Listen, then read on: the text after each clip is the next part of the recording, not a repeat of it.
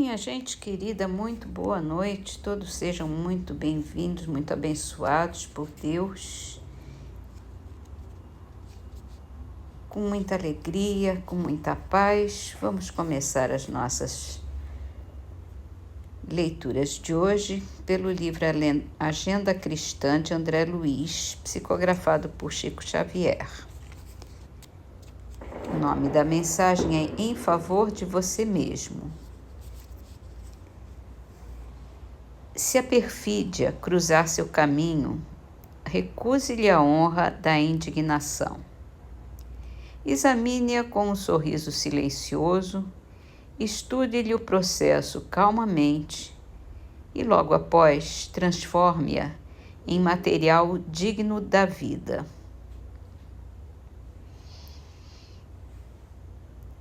Perfídia significa traição, significa deslealdade, engano. A gente tem visto muito disso por aí hoje em dia, né? E é isso, não vamos nos indignar com esse tipo de comportamento. Vamos transformar em alguma coisa útil para nós, digna.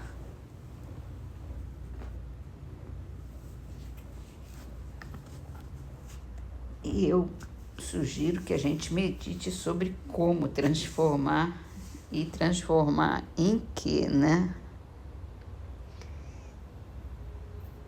No Livro dos Espíritos, a gente está falando da vida espiritual e da escolha das provas. E a gente estava falando de espíritos muito imperfeitos, espíritos mais selvagens, né? Mais bem atrasadinhos. E Kardec continua perguntando sobre isso. Pode acontecer que espíritos vindos de um mundo inferior à Terra ou de um povo muito atrasado, como os canibais, por exemplo, nasçam no seio de povos civilizados? Pode. Alguns há que se extraviam por quererem subir muito alto, mas nesse caso ficam deslocados no meio em que nasceram por seus costumes e instintos estarem em conflito com os dos outros homens. E Kardec faz uma observação aqui. Ele diz assim: tais seres nos oferecem o triste espetáculo da ferocidade dentro da civilização. Voltando para o meio dos canibais, não sofrem uma degradação, apenas voltam ao lugar que lhes é próprio e com isso talvez até ganhem.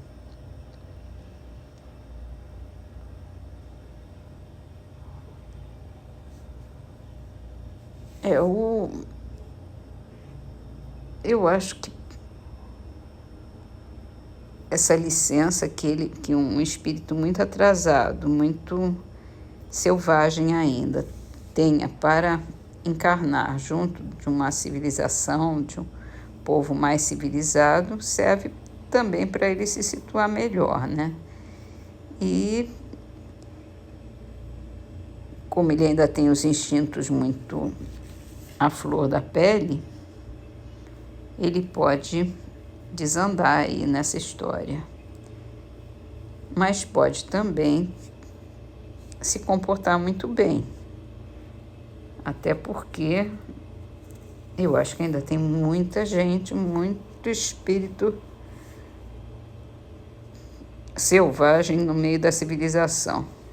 Selvagem no sentido de que é muito imperfeito ainda. E a gente sabe disso, né? Então vamos. Livro A Gênese. A gente está no primeiro capítulo,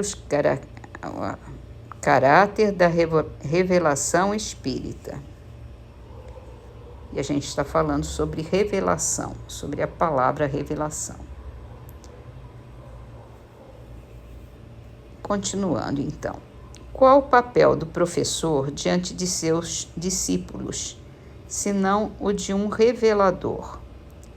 O professor ensina o que eles não sabem, o que não teriam tempo nem possibilidade de descobrir por si mesmos, porque a ciência é obra coletiva dos séculos, de uma multidão de homens que trazem cada qual o seu contingente de observações aproveitáveis àqueles que vêm depois.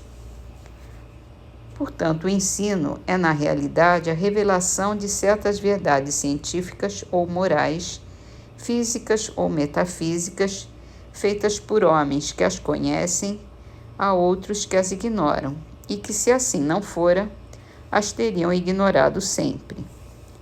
Mas o professor não ensina senão o que aprendeu. É um revelador de segunda ordem. O homem de gênio ensina o que descobriu por si mesmo.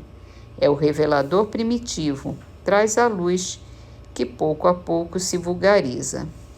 O que seria da humanidade sem a revelação dos homens de gênio que aparecem de tempos em tempos? Mas quem são esses homens de gênio? Por que são homens de gênio?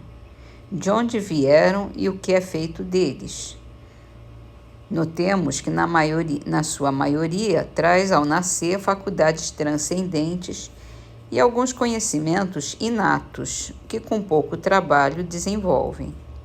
Realmente pertencem à humanidade, pois nascem, vivem e morrem como nós, onde, porém, adquiriram esses conhecimentos que não puderam aprender durante a vida.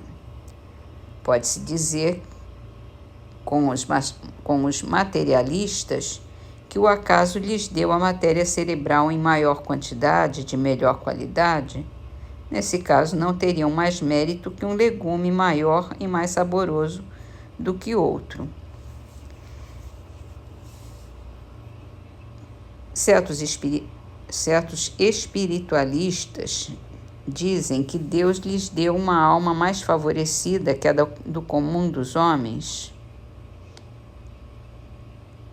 Suposição igualmente ilógica, pois que taxaria Deus de parcial. A única solução racional do problema está na pré-existência da alma e na pluralidade das vidas. O homem de gênio é um espírito que tem vivido mais tempo, que por consequência adquiriu e progrediu mais do que aqueles que estão menos adiantados. Encarnando, traz o que sabe, e como sabe muito mais do que os outros e não precisa aprender, é chamado de homem de gênio. Mas seu saber é fruto de um trabalho anterior, não resultado de um privilégio. Antes de renascer, ele era, então, espírito adiantado. Reencarna para fazer que os outros aproveitem do que já sabe, ou para adquirir mais do que possuem. Os homens progridem incontestavelmente por si mesmos e pelos esforços da sua própria inteligência. Entregues às próprias forças, só muito lentamente progrediriam, se não fossem auxiliados por outros mais adiantados, como o estudante é auxiliado pelos professores. Todos os povos tiveram homens de gênio, surgidos em diversas épocas, para lhes dar impulso e tirá-los da inércia. Então, é isso, a gente fica bem claro isso, né? A reencarnação explica todo esse processo de evolução e a necessidade desses espíritos sábios reencarnarem para dar uma guinada nessa nossa civilização. Então vamos terminar as nossas leituras com o livro Canteiro de Ideias. É um livro de frases psicografado por Chico Xavier, e a frase de hoje é de Meimei. Sabemos que a gestação do diamante no claustro da Terra exige milênios. Com semelhante ensinamento, perguntemos a nós mesmos quantos séculos despenderemos para construir a compreensão e o devotamento, a humildade e o amor no campo de nossa própria alma.